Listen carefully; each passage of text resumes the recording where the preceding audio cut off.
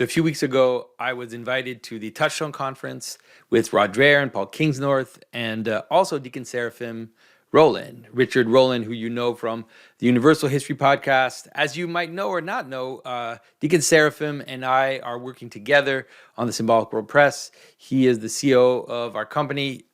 Deacon Seraphim is really not only, you could say, helping me create some of the most beautiful things that we can.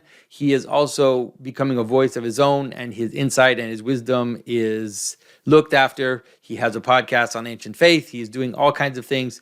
And so do not be surprised if you see videos with him on his own on my channel, because he has a lot to offer and a lot of wisdom and symbolic thinking. He also has a level of detail that I do not have. And so he's often capable of offering sources that I don't have access to. So this is the talk that he gave at Touchstone, a kind of roadmap as to how to live a newly enlightened, or you could say an enchanted life in the modern world. What are the small steps you could do with your kids, with your family, what it is that you need to think of, to remember, to participate in. And so please enjoy.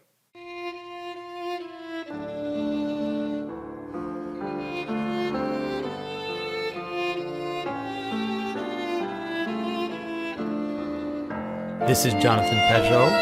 Welcome to the Symbolic World.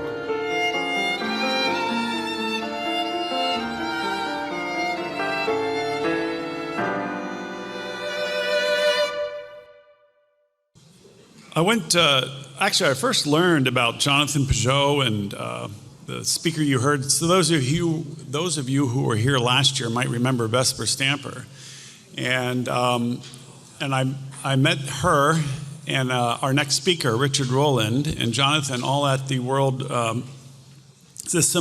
Symbolic World Summit that was held year before last down in Florida. And I knew nothing about this group, except I've been hearing a lot about it. And I was just blown away, and you got an idea of why I was so blown away when I was down there. I attended this conference, but I kind of did and I didn't attend it. When I go to a conference, I'm just kind of auditioning speakers, and they had two different rooms, and there'd be two speakers speaking at the same time, and I'd listen to somebody speak, and they'd speak for 5 minutes, and if they didn't grab me, I'd run to the other room, and I'd listen to that guy for 5 minutes, and I'd run back to the other room. And so I walked on this guy who I'd never heard of, Richard Rohlin, and it's about halfway through the conference, and I thought, oh my goodness, I got to get him a Touchstone. Because I was really quite blown away by what he had to say, although I only caught about half your talk, and that was still enough to put the hook in me. But let me tell you, Richard Rohlin is a software developer, a German philologist, and an Orthodox Christian living in Texas with his wife and children. He speaks and publishes on Germanic poetry, the Inklings, and the sacramental imagination. He regularly contributes to Jonathan Pajot's The Symbolic World YouTube channel, and I've signed up for a number of their series, and I recommend you do the same. It's called the Universal History Series, which has recently launched a 6-week course studying the epic poem Beowulf. Richard co-hosts the Monsal podcast and has published several works of fiction and nonfiction. So please join me in welcoming Richard Rohlin. It's a little surreal being here, actually, because I've heard many things about Touchstone over the years, mostly through my good friend, Dr. Gary Jenkins, who's back in the back and is one of your new editors. And but it's just really wonderful to be here. Now, what you didn't say is what you told me when you first invited me to come speak here, which is you said, you'd have to be like a little more strict about your time. Because I went like 30 minutes over in Florida. So I'm going to try to be strict about my time today. Why is any day better than another when all the daylight in the year is from the sun? By the Lord's decision they were distinguished, and he appointed the different seasons and feasts. Some of them he exalted and hallowed, and some of them he made ordinary days. This is from Ecclesiasticus chapter 33, verses 7 to 9. In August of 2019, just a few months before the COVID lockdowns, the George Floyd riots, There was a series of essays published in a special issue of the New York Times called the 1619 Project. Some of you maybe are familiar with this. The following year, right in the middle of everything, in the middle of our civilization's most chaotic moment since 9/11, the collection was expanded into a book-length publication called The 1619 Project, A New Origin Story. Now, as the book's subtitle indicates, it promised a new origin story for American culture and society, a new answer to the question, who are we? Where did we come from? And the answer, in short, was the African slave trade. 1619 being the year that African slaves first arrived in North America, as opposed to like 1776, which is when the American colonies declared their independence from Great Britain. Now, as the 1619 Project argues, and this is a direct quote, slavery is the foundation on which this country is built. And the essential dichotomy between oppressor and oppressed, between slave owners and slaves, is the truest and most important story about what America is and who the people are that live there. Now, whatever you think about what was happening from 2019 to 2021, it was clearly an inflection point, a moment of crisis, where the stories that held us together as Americans, where the stories that held us together as Western people, had begun to crumble, had begun to unravel. And you could kind of argue, of course, and you've heard lots of persuasive arguments already this weekend, that unraveling had already been going on for a long time. But there was definitely something that was happening there, especially for the young people. I mean, there are going to be studies, papers, dissertations, conferences done on just what that 2-year period, the effect that it had on our young people in like 50 or 60 years, when it's too late to do anything about it. The unique pressures of those years made it very clear that a new story was needed. And one of the stories that was proposed was to take the shame, to take the guilt of one of our 3 greatest civilizational sins. I will not tell you what the other 2 are, you can ask me later, and make it the most essential thing about ourselves. It was to say that the truest thing about ourselves is actually our division and our inequality. Now, before I go much further, I want to give you another example of historical myth-making, which is actually pretty similar. It won't seem similar at first, but hang in there with me. So in the 150 years following the Norman invasion, this is 1066 and all that, thank you, some of you, well-read people of culture, good. The place known as England did not actually exist, not as we know it today. There were really 2 societies, there were 2 languages, 2 cultures. There was a Norman French-speaking aristocracy who thought of themselves not really actually as English lords and nobles, but as kings and dukes of France, who also happened to control this small but very, wealthy in terms of natural resources island nation on the edge of Europe. And then an Anglo-Saxon, or for my Oxfordians, an old English-speaking peasant class who themselves had then driven out the Romano-Celtic tribes some 600-700 years before. Naming them, by the way, Welsh, which is an Old English word which means foreigner. Now, this is one of history's great jokes, is that only the English can make you feel like a foreigner in your own country. Sorry, Paul. I don't know if Kingsnorth's in here or not, but all right. I'm an Anglo-Saxonist. These are my people. That's my joke, so I have to tell it. So the island of Britain was a hodgepodge of identities, rights, languages, histories. And about a generation after the Norman conquest, on the Welsh borderlands, there was born a man who became a priest, but he's not remembered for any of that. There was born a man named Geoffrey of Monmouth. Now, Geoffrey was himself a man of his time. He's a hodgepodge, so much so that nobody actually seems to have agreed about exactly who his parents were, exactly what his nationality was. Was he Welsh? Was he Norman?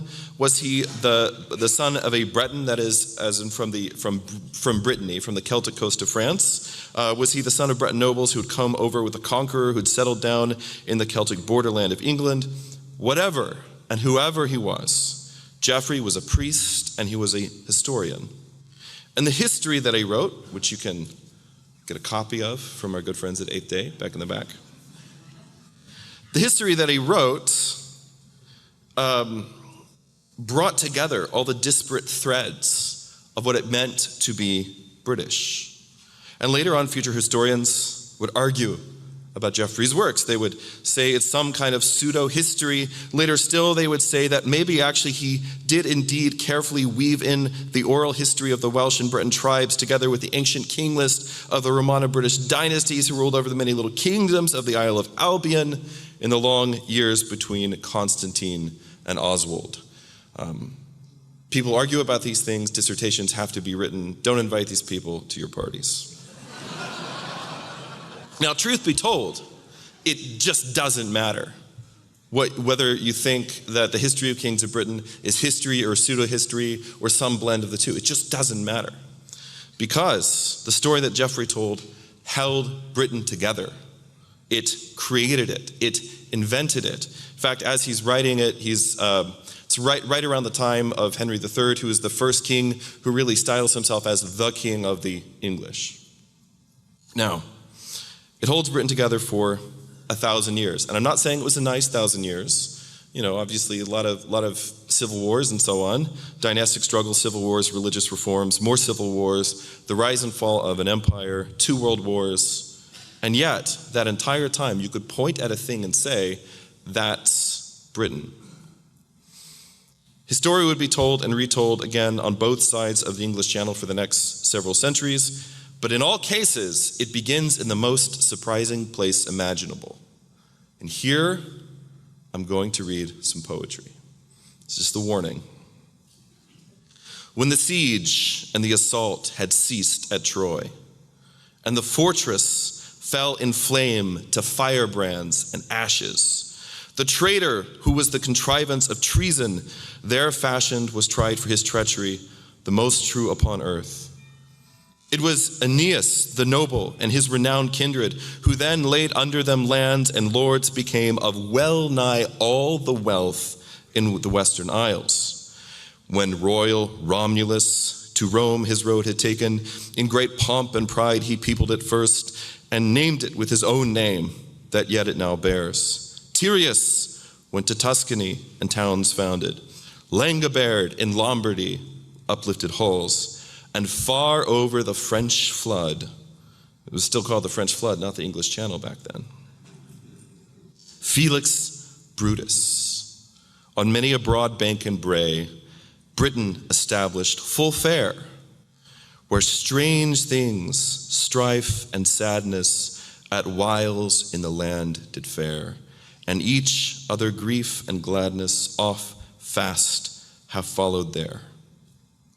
And when fair Britain was founded by this famous lord, bold men were bred there, who in battle rejoiced. And many a time that betide, they troubles aroused. In this domain more marvels have been by men seen than in any other that I know of since that olden time. But of all that here abode in Britain as kings, ever was Arthur most honored, as I have heard men tell. Wherefore, a marvel among men I mean to recall, a sight strange to see, some men have held it, one of the wildest adventures of the wonders of Arthur. If you will listen to this lay but a little while now, I will tell you at once, as in town I have heard it told, as it is fixed and fettered in story brave and bold, thus linked and truly lettered, as was loved in this land of old. Now, if you want to know the rest of that story, you have to read Sir Gawain and the Green Knight. This is Tolkien's translation, by the way, of this 14th century Middle English poem about Sir Gawain. You have a story about King Arthur, you have a story about Sir Gawain, but where does it begin? It begins at the sack and the ruin and the destruction of Troy. And if you can understand why they thought that was important, because when the Gawain author, I just sort of picked him because it's cool, but also because he's like several hundreds of years after Geoffrey. If you can understand why they thought it was important to trace their line back to Troy, then you can actually begin to recover your heritage as Western people. Hello, everyone. We are finally announcing our Paradiso class. We have done 2 already. We have the Inferno, we have the Purgatory, and now we are moving to Paradise. That is right. Dante himself says in Inferno that we prefer hell to paradise. And similarly, most of us prefer to read Inferno, but when we come to reading Paradiso, we're very confused. So we're going to be actually taking you through that poem line by line, like we did with Inferno and Purgatorio, and actually looking at how Dante very carefully reconciles some of the contradictory traditions about the heavens in the Christian apocalyptic tradition, and does that through the persons of the saints. And so this is truly important for us right now with the re-enchantment of the world happening. We have to be able to look at those that did it in the most powerful way, that were able to reconcile the ancient pagan traditions with Christianity, with his modern understanding, the most modern understanding of the cosmos that he had. And so this is the work that we need to do, and so we need to learn from Dante. So the course starts November 5th to December 3rd, right? Is that what I've got? 5 weeks, right. 2 to 5 on Wednesdays. So the cost is going to be $190 US. And if you don't want to watch live, you'll be able to follow along at your own pace, just like with all of our courses. You'll have access to lecture recordings, slides, additional readings, and you can still ask questions and interact with your fellow classmates in our circle forums. And so join us. After all of this suffering through Inferno and Purgatorio, the symbolic world finally goes to heaven. Yeah, join us.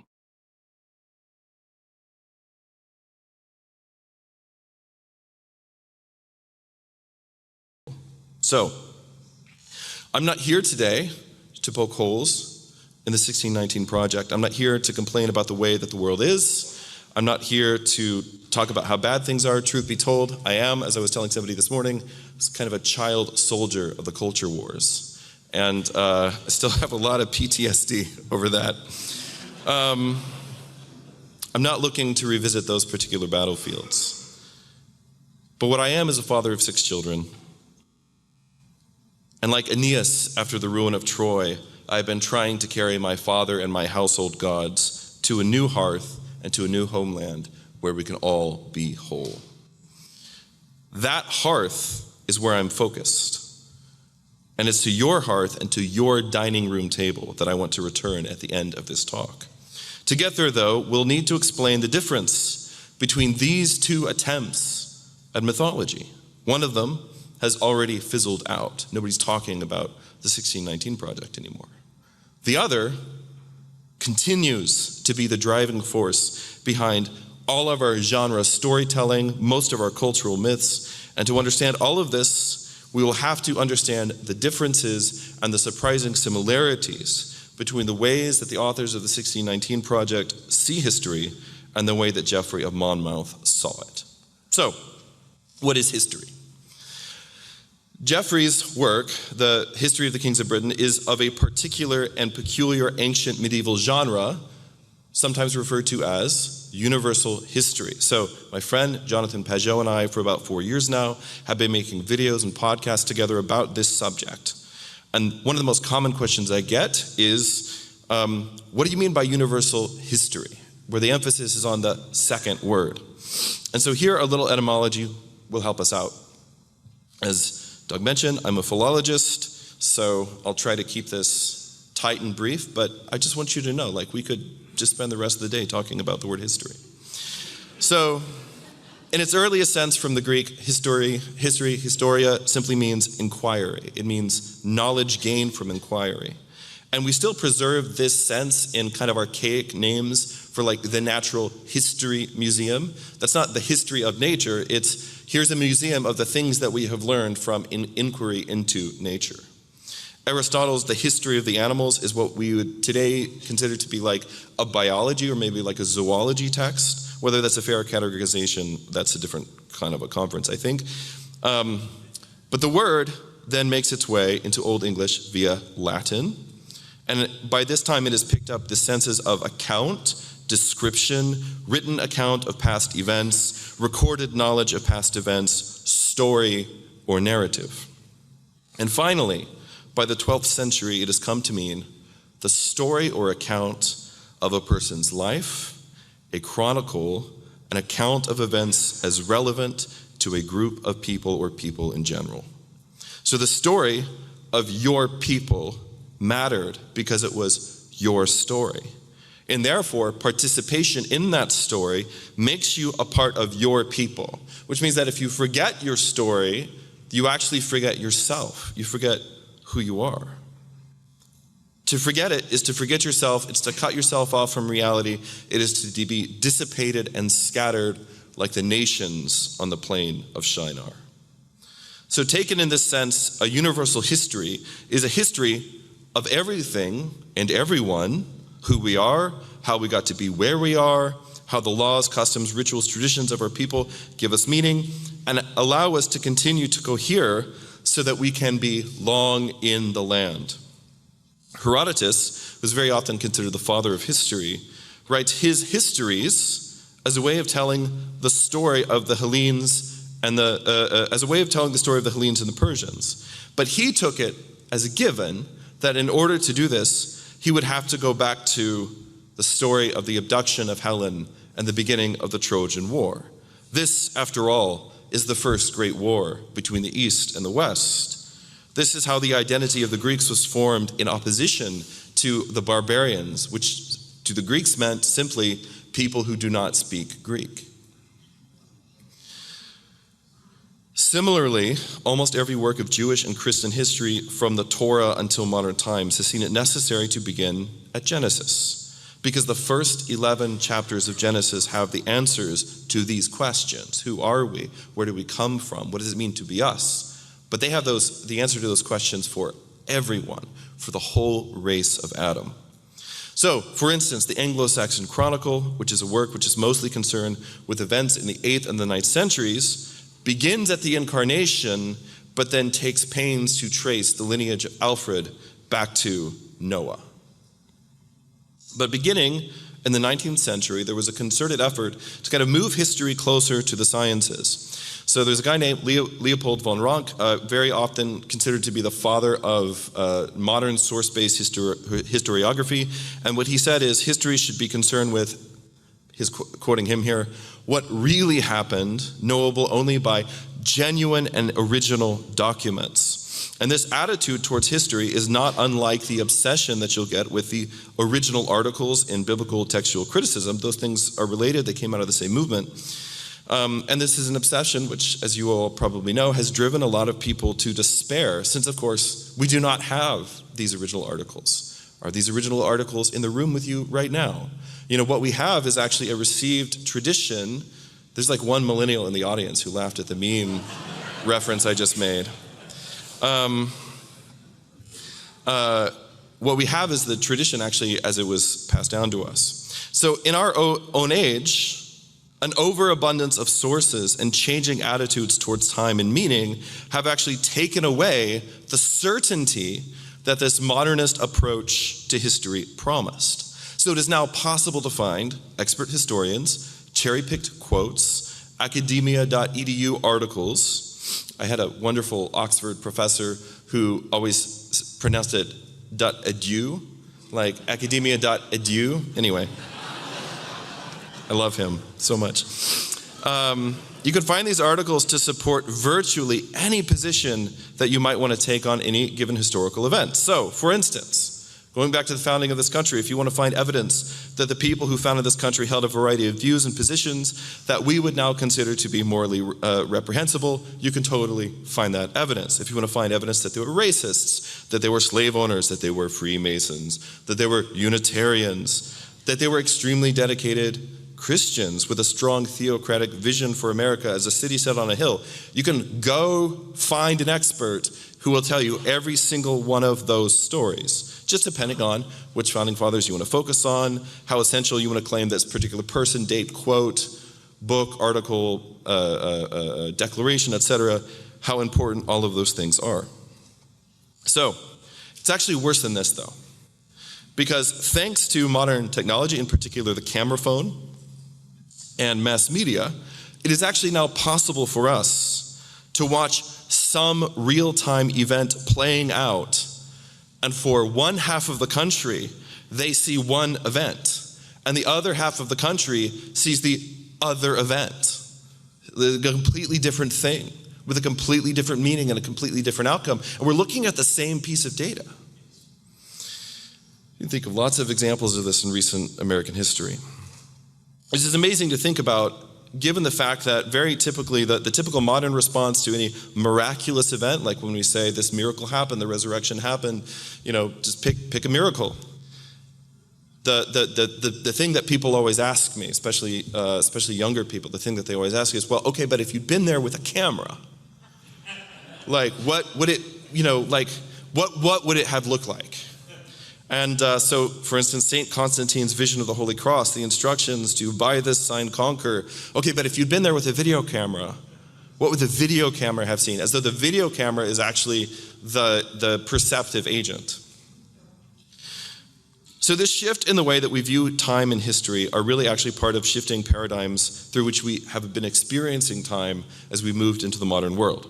So time and history, by the way, not the same thing, strictly speaking, but they are closely related to each other. So there's a great French philosopher, anthropologist, Olivier Clement, who I really like. He has a wonderful book, Transfiguring Time. I don't know if 8 Day has that or not. I always try to tell 8 Day, get this book and sell it because I'm going to talk about it. And I don't get any money for that, by the way. I just really like them. But I forgot to mention this one. Anyway, it's a great book, Transfiguring Time. And he talks about how the ancient pagans experienced time as this great cycle, a succession of generations or ages. So there are idyllic ages of gold and silver and bronze in which men live the life of the gods. And although each one of these generations perishes more often through their own folly, which echoes some kind of an Edenic fall story, their lives are longer, better, more peaceful than our own. And mediating between these ancient ages and our own age of iron is the fourth age, the age of heroes. And these heroes established the world which we now inhabit. They kill monsters, they found cities, they do mighty deeds, and because of their mighty deeds, we're told, this is in Hesiod, they are given the rest and repose of the men of the age of gold. But as for us, we men of the age of iron, we are locked in the endless cycle of the year, and in the greater thousands of years cycles of the stars, repeating each sunrise, each summer, each winter, each equinox, each solstice, and the golden age is inaccessible to us, or almost inaccessible. Because ancient man had one powerful recourse. They had one powerful tool as old as time itself, and that is the festival. Through the act of celebration, of feasting, and retelling the ancient stories of your heroes, your city, your people, you could, for a day, for a moment, access the golden age again. You could access that higher time. There's a Greek word for this, kairos, which originally just meant the proper or fitting time for something to happen. It still has that connotation, but words change. They pick up meaning over history. And so it originally means the proper or fitting time for which, for a ritual to be carried out, or like the proper time to go to war, or the proper time to do something. If you just read the Iliad and the Odyssey, they're always like, before they do something, it's like, is this a good day to attack the walls of Troy? Let me go and, consult the oracles, ask the gods, kill a lamb, how many lobes does the liver have, etc. Right? All that stuff. That's what divination is for, is to figure out what is the proper and fitting time to act. Now, by extension, it comes to mean the time to which that ritual gives you access, an undying time that fills the chronos of the endless days and years with meaning. And this is the basis of the ancient agricultural cycle of feasts, which is universal to all cultures, especially those which developed in a temperate climate where season and solstice, springtime and harvest all have meaning. Now, inattentive readers of the Old Testament have opined that the law of Moses replaced the old pagan cyclic view of time with one that was strictly linear. But this is simply not correct. The feast of the Mosaic law, think of Passover, Pentecost, and so on, have their obvious and universal correspondence in the agricultural cycles of the ancient Near East. But in the Torah, these feasts become tied to definitive moments in history, in the story of God's redemptive work on behalf of his people. So the feast brings time and history together. So the late spring or early summer feast of the first fruits becomes the feast of Pentecost, which is the day on which the Most High God gives his law to his people, which is the means by which they can enter into a knowledge of him. So according to an ancient belief of the Hebrew peoples, which is, for instance, expressed in the apocryphal book of Jubilees, it was on the day of Pentecost that Noah made his covenant with the God of Israel. It's on the day of Pentecost that the Tower of Babel falls. It's on the day of Pentecost that Abraham makes his own covenant with God. And it's on the day of Pentecost that the law is given to Moses. So you could go so far as to say, actually, from a heavenly perspective, that each one of these moments is just Pentecost. It's the single day of Pentecost, which is always the day on which God renews his covenant and gives us the law by which he should be known.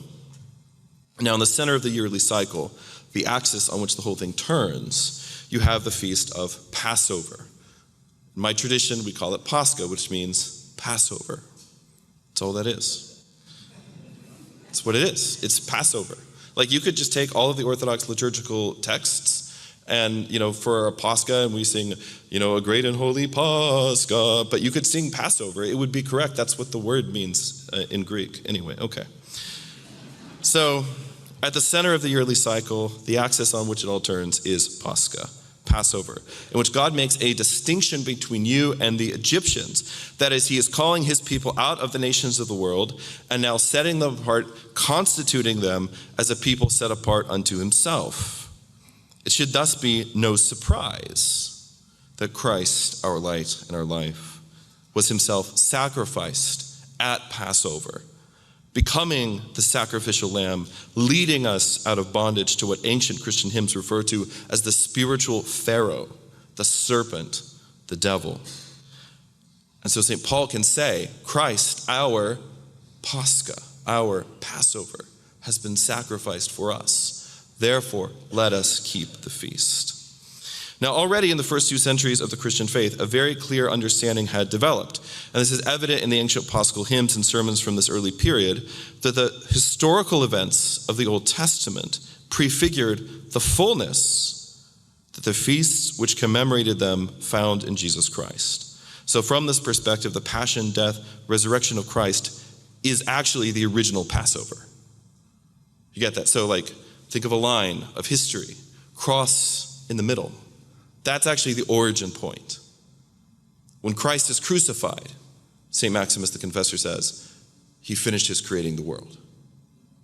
He's really actually talking about finishing the creation of man, but in any case, different talk. So that's the first Passover. When he defeats the enemy of death, when he calls us out of the Egypt of this world and into the promised land. And that has ripple effects back to the Exodus, but also forward to us. Because Christ is the new Adam, he makes common cause with the entire human race. And therefore, this is not a Jewish story. It is a human story. The gospel is good news for everyone. Everyone is invited to celebrate. So, if you were to represent this on a diagram, sometimes when I talk about this, I have a little whiteboard that would obviously not work in here. I did sort of think maybe I could whip something up in MS Paint this morning.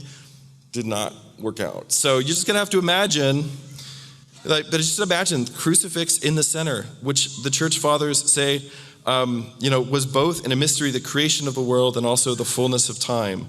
All of time begins at Pascha, flows from it, and is gathered up into it in the eschaton.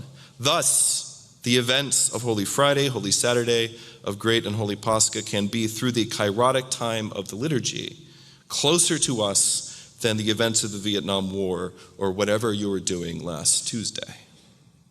Now, there's a lot of ways to describe modernity. I actually am a really big fan of Zygmunt Bauman's Liquid Modernities, and so I'm really pleased to hear it brought up last night. There's a lot of ways to describe modernity, but one of the easiest ways to explain it is that it is a movement opposed to kairos.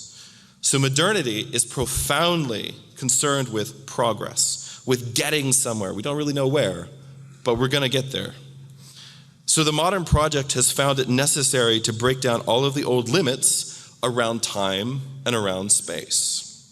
On a practical level, most of us are not actually worried about predicting the vernal equinox. In fact, there's a lot of smart people in this room, but I would venture to say most of you couldn't do it from scratch. Probably not. By the way, people ask me sometimes, how, in a classical ed setting, how are we supposed to teach astronomy? How do we teach the stars? That's how you start. You're not a classically educated person if you cannot figure out when spring starts by observing the stars and planets. Anyway, different rant. I'm sorry. They're all bleeding in now. Okay, so maybe you have a home garden. When do you decide to plant? Well, whenever the little demon in your pocket tells you to. You just pull it out, look it up. Oh, this is a good planting time. You used to have to get this stuff from your grandpa, There were several attempts in the early modern period to get rid of kairos entirely. There was a failed attempt at metric time, for which we can blame the French. And he knows. There was a failed attempt at metric time. There was an attempt to enforce, for instance, a 10-day work week, which did just not go over well with anybody.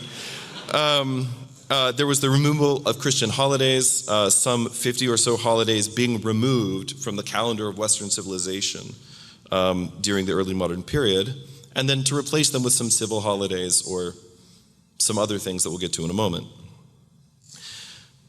And I'm sorry to say that Christians had a part in this as well.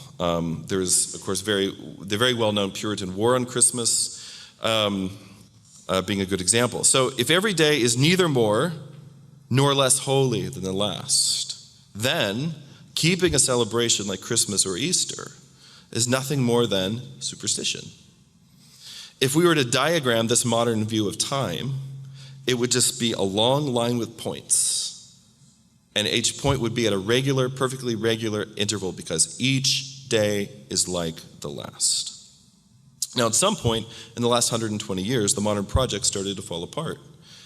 Measuring the whole world, collecting all the data, explaining all of the miracles did not actually have the intended effect. It did not remove ambiguity and mystery from the world. Instead, the sheer number of seemingly contradictory facts threatened to drown us because we couldn't agree on a vision of progress. What are we working towards? Is it a capitalist utopia? Is it a worker's paradise? There was no greater pattern by which the story of history could be organized. So various governments tried to control this, and one of the ways they tried to control this is with propaganda. So in modernity, you can only celebrate things inasmuch as they feed into the identity of the nation state. So there's this replacement of religious holy days with patriotic holidays. It's part of that shift. And then postmodernity brought all of that crashing down.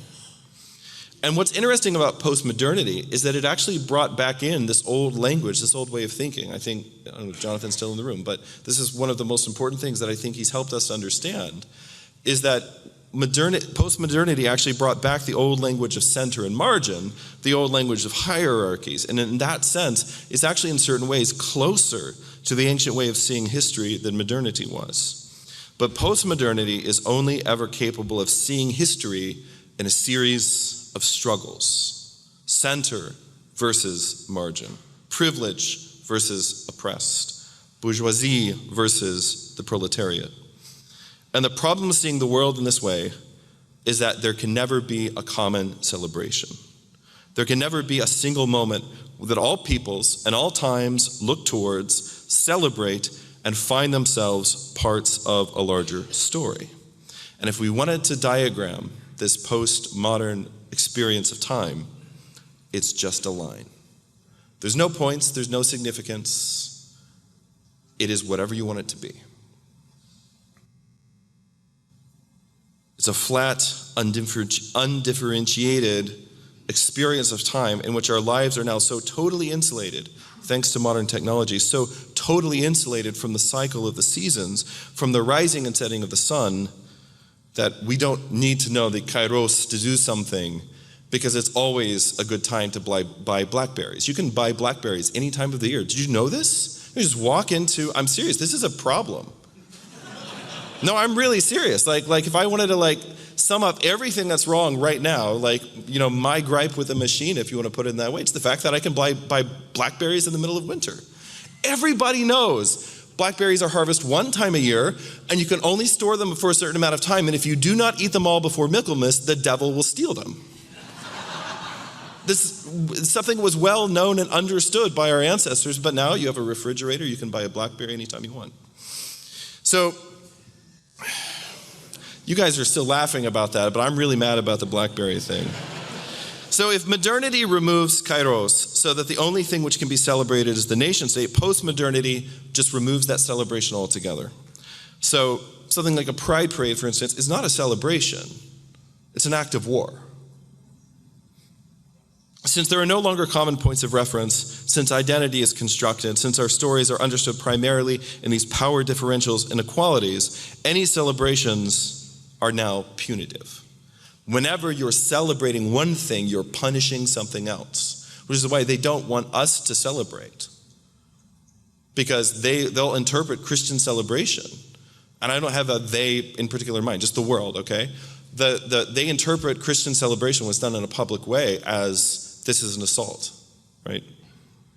This idea of speech as violence, for instance. So despite being a culture which prides itself on inclusivity, we're actually the most divided that we've ever been. Not just from each other, but also from our ancestors. Now, ironically, the Middle Ages, which is not generally considered to be the most inclusive period in human history, has a vision of storytelling, which was capable of bringing together all these disparate elements in your story and in your society and your history and bring them together at the foot of the cross. So one of the curious aspects, I want to go back to Jeffrey now, one of the curious aspects of medieval universal histories, how are we doing? Ooh, boy, okay. I'm not going to make it, man. All right.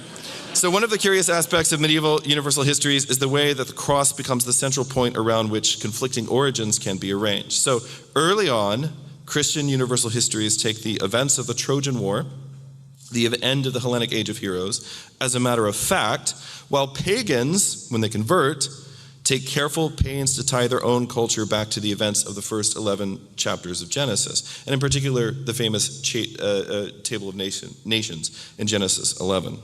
Cultures who convert very late, at a time when converting to Christianity also meant being grafted on to the Greco-Roman inheritance of antiquity, they worked very hard to trace themselves back both to Genesis, but then also to Troy. So the pagan Norse, when they finally convert, they euhemerize their gods, their old gods, as Trojan survivors, and then also trace their people back to a legendary fourth son of Noah, about whom there are many traditions, even in ancient Judaism. Now, with this in mind, we're now prepared to understand why the story which Geoffrey of Monmouth tells begins at Troy. As he tells it, in those days, when David reigned in Judea, Brute, that is Brutus, Felix Brutus, great-grandson of Aeneas, arrived in the island of Albion, an exile, after a long and violent search for a homeland. And there they found the island desolate, ruled over by a race of giants, which Brute and his Trojan kinsmen killed or drove out, establishing a kingdom which then runs parallel to the Davidic dynasty, but also to this burgeoning little city-state on the Tiber, which will eventually become kind of a big deal. Brutus is succeeded by his son, Leal, at about the same time that David is succeeded by Solomon, and Silvius Epictetus becomes king of the land, succeeding his father. But Brutus's dynasty continues with a mix of good and bad kings, including, of course, King Lear of later fame, until some 4 books in, Jesus Christ is born, I quote, by whose precious blood was mankind redeemed, that aforetime had been bound in the chains of the devil. Now, Monmouth's history thus triangulates these 3 locations, Jerusalem, Rome, Britain, and their stories are told in parallel until the time of Pope Eleutherius. The now Roman faith of Christianity is brought to Britain at the behest of the King of the Britons. And by making this connection, the stage is now set in a few generations for the coming of the person of Arthur. And in the person of Arthur, all the things that it means to be British, not merely Anglo-Saxon or Norman or Welsh, are united.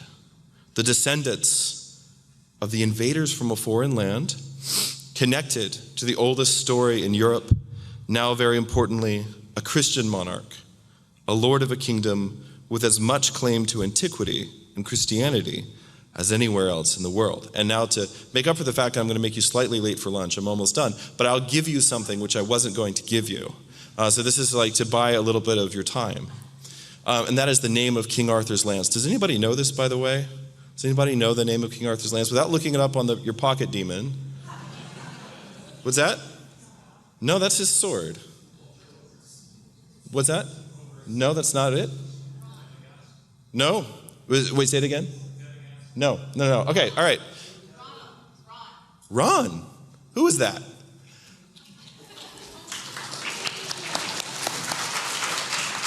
Yeah, it's really fun when you're reading along in Geoffrey. It's like, and then, here's Arthur and his sword Caliburn and his shield Priwen and his lance Ron.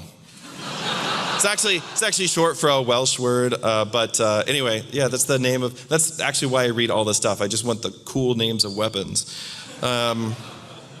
So, much later in the medieval period, this latter angle, this idea of Christianity coming to the island of Britain, is further developed with legends about Joseph of Arimathea, the infant Christ, and did these feat, etc., etc. But Geoffrey's version of Arthur is very early, and that is, of course, because he didn't invent the character. Arthur's a person to him, a historical person to him. He knows stories about Arthur.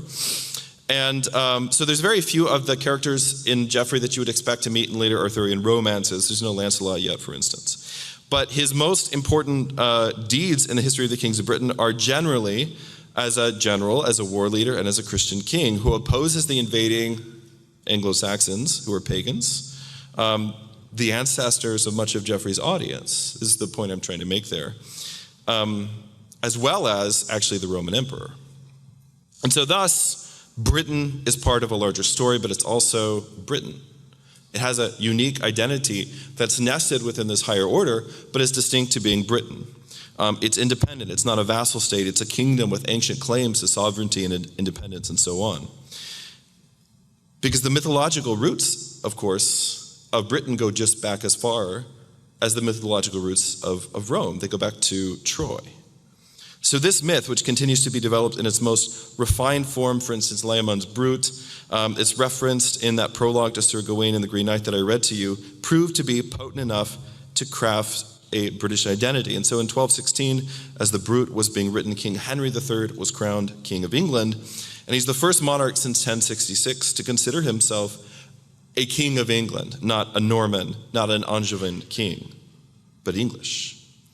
The story of Britain, which folded Britain into the larger Christian story, proved potent enough to contain a distinct British identity actually well after the Reformation. And I'm not saying that identity was wholly without problems, obviously, but it was cohesive, it was durable, it gave the people of the island of Britain a mythology in which to situate themselves long after they had ceased to believe in it as primary history. And I would just be really clear before I wrap up, I'm not saying Geoffrey invented this story. He's collecting, he's retelling, there's no doubt about it, but the story he's retelling is one that is very old and has the weight of antiquity and anonymity behind it. That's very important for a founding myth. If you can point to the guy in the room who wrote the founding myth, it's not a founding myth. So for a story like this to work, it's got to have that weight behind it, and it's very important that we understand this when we try to situate ourselves within the Christian tradition. We can't manufacture this. So, How do we take this home, which is supposed to have been the last 15 minutes of my talk? I'm going to make it the last 2 minutes. Here we go. Hold on. I use the story of Brutus and Arthur and Troy and Britain as an example of the way that medieval cultures situated themselves in the larger Christian and Greco-Roman story because it's more or less familiar to us in the Anglosphere, but also distant enough from us, or at least from some of us. Obviously, we've got some people from the UK here, that we can use it as an example of, a useful example of how this sort of thing works. So when we talk in terms of stories and storytelling, most of you will hear what I am saying in terms of books and cinema, maybe music, things that we've been conditioned to think of as storytelling within our own society. You might also be thinking that we need a textbook, we need curricula to educate our children in this way, and maybe you're right. But when it comes to the question of how do I take this home, how do I transmit this to my children, I like to start with food. Now, there are various reasons for this. One of them is that I am a hobbit in my heart. And I think actually, in all seriousness, a lot of the charm and desirability of reading The Lord of the Rings comes from the fact that there's this sense of this connection of food to place and to time and to an identity. And after all, aren't all the best books, such as The Hobbit, The Odyssey, the Bible, they're really just books about cooking. Seriously though, read the Odyssey. It's like the longest food blog you've ever read. So my journey into these deep patterns of universal history is actually really personal. And that is, for me, this journey began with my wife's rediscovery of an intent to cook her way through the Christian year. So, and this is when we were at the time in a tradition where there was no Christian year. And so my wife said, I would like to rediscover this, and the thing I have control over is the kitchen. And so this is what we're going to do. So through feasting and hospitality, we re-enchanted our family's experience of time. And it's my belief that if we could just recover Christian patterns of fasting and feasting, in other words, celebration, something like an American Christian culture could begin to emerge or be recovered. One rooted in the ancient rhythms of the church year, vibrant with the hospitality of the new world. This isn't about inventing a new myth. It's about living out the old ones, folding our daily lives into the eternal kairos where Christ is at the center. And so here I will mention to you my second book plug for the day. Evelyn Burge-Witt's delightful cookbook, A Continual Feast. And they have just a few copies back there at the book table, which you can get. My wife and I, this is the book that my wife and I use to cook our way through the Christian calendar and to rediscover our faith. Now, Witz reminds us in the book, by the way, that feasting isn't incidental, it's sacramental. It's a way to celebrate the joys of family and faith together, and so it draws from the traditions of the old world. Witz shows in this book how the major feasts that all Christians hold in common, Nativity, Theophany, Pascha, Pentecost, etc., can transform ordinary meals into these portals, into these little windows into sacred time. And there's a wonderful anonymity, by the way, to a recipe, or else you could say recipes have divine authority. If you don't think, okay, but think when I say something like, this is my grandmother's banana pudding. If I say, this is my banana pudding, it's like, okay, man, that's a little pretentious, like, would just say you made a pudding. But if I say, this is my grandmother's banana pudding, there's a divine authority there. Like this came to us, no, I'm serious, like this came to us from the ancestors, right? So there's an old world practice of having what the Serbs call a family slava. But it wasn't just the Serbs that did this. Everybody used to do this. The English used to do this. The Norwegians used to do this. A family feast or a holy day, which is like a big celebration for your family, and it's when you bring your community together. So for some people, this might be the birthday or the name day of the family patriarch. For others, this was, for instance, St. John's night at midsummer when the wealthy of the community feast the poor, which is one of the things you're supposed to do at a feast. I hope you know. Usually, it was a day which was connected in some way with some great feast of the Christian year, of our Lord, of one of his servants, of one of his saints, under whose name the hospitality was being practiced. Because that's a way to give to your hospitality that anonymity or that divine authority, which makes it authentic instead of just self-serving. So in our family, it sort of accidentally became situated right around Christmas. Not on Christmas Day itself, but we usually do it right around the 1st of January, which is part of the 12 days of Christmas, as I hope you all know. And on this day, we hold what has come to be known in our community as a Charles Dickens Christmas. And what we do is we take the recipes from this book that I just showed you, the recipes of old Europe, plum puddings, very different kind of a thing than a banana pudding, by the way, roast goose, mincemeat pies with real mincemeat, a roast that's been marinating in a vat of cider for a week. All these recipes are in this book, by the way. The impetus for the celebration for us actually came from this desire just to have a Christmas like the one you read about in an old book, and then I'm from the South, so you have turkey and stuffing. I want to find out what goose is like. Guys, turkey is a psyop to keep you from eating goose. Once you have goose, that's it, you're done. You will never buy another turkey. So every year, the menu is essentially the same, but what we do is we rotate out the guest list. And so sometimes we invite our 16 adult godchildren. Sometimes we invite new members of our parish that we would like to get to know. Sometimes we invite those just whom have no one else with whom they can celebrate Christmas. The meal is not a meal. It's a feast. It has the kinds of prayers and toasts and the storytelling that make a meal into a feast. So no matter where or when you live, to be a follower of Christ has always meant to be a pilgrim and a stranger to this world. And this, I think, by the way, is why the Aeneid resonated so deeply with Christians in the Middle Ages, even more so than Homer. Because to be in exile in search of a new homeland, to carry your father on your back, old Anchises with his bad knees, to carry him with you what is best about what it means to be you, to be where you're from, even as you go in search of this new homeland. Well, that's the story of trying to tell the Christian story. It's a long road, and there's going to be a lot of meals along the way. Thank you.